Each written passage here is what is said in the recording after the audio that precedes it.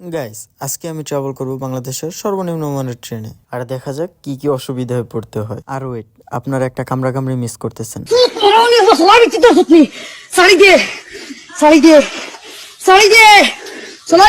Ticket কাটার জন্য তো কাউন্টারে খুঁজে পাচ্ছিলাম না। হঠাৎ চোখে পড়লো ছোট্ট একটি টং। তারপর 1 কিলোমিটার লম্বা সিরিয়ালে দাঁড়িয়ে অবশেষে হাতে পেলাম টিকিটটা। টিকিটের মূল্য ছিল 45 টাকা, কিন্তু তারা সিট দেয়নি। হঠাৎ চোখে পড়লো পাবলিক টয়লেট, পরিষ্কারই ছিল।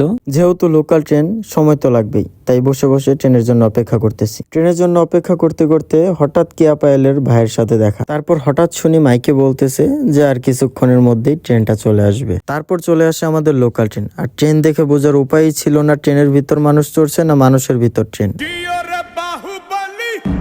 যেহেতু ট্রেনে উঠতে হইব, তাই জীবনের রিস্ক নিয়ে 1-2 লাখ মানুষের সাথে ঠেলাঠেলি করে অবশেষে একটা পর্যায়ে আমি ট্রেনে উঠা যাই। এই ট্রেনের সুবিধা বলতে, ট্রেনে ওঠার সাথে সাথেই পাই এক গাদা মানুষ। তার কিছুক্ষণের মধ্যেই ট্রেনটা ছেড়ে দেয়। গাড়িতে যাত্রীর থেকে হকারের সংখ্যা ছিল বেশি।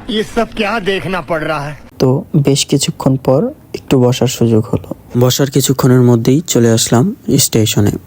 স্টেশনে এসেই দেখি আবার সেই মারামারি। লোকাল ট্রেনে এটা সাধারণ।